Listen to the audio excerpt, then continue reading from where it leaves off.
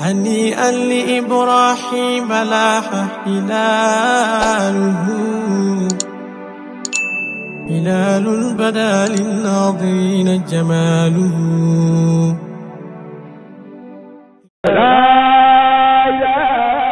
بسم الله الرحمن الرحيم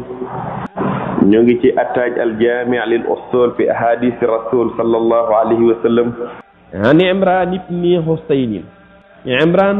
دومي حسين رضي الله عنه يلا ما يكون غنماندم موي نيتل سمعت رسول الله صلى الله عليه وسلم دغنا يونت بي يقول موي واخ نان من قرأ القرآن كوي جانغ القرآن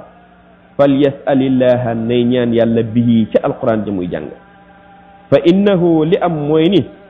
سيجيء أقوام أي غاي نغي ñew يقرؤون القرآن دinañ jang ci القرآن يسألون به الناس ñoom duñ ci laaj yàlla nit ñi lañ cay laaj di jàng alquran te jubluwoo ci lu dul nit ña dégg la jox la ci alal ca ngénte ya la ca jàkka ya la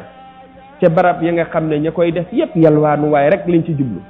alquran du lu ñuy yalwaanee alquran lu ñuy yokkee gëm yàlla la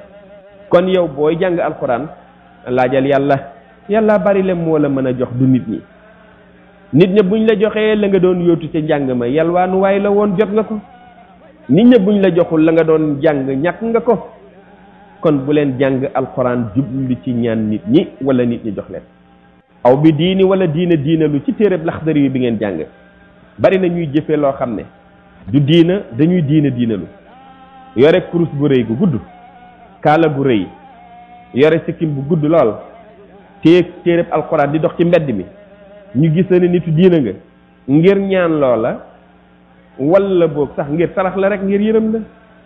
bu mu nekk seen mbir yéen lu ngeen di def leen ko te yàlla rek tax bu yàlla gërëmee di la jox di nga bari le ba dimbale ñëpp dénk naa leen lii moo mat yonent wax na lépp ndax xam na lépp sallallahu alayhi wa sallam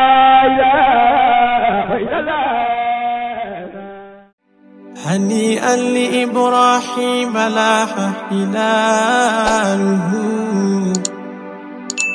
هلال بدا للناظرين جماله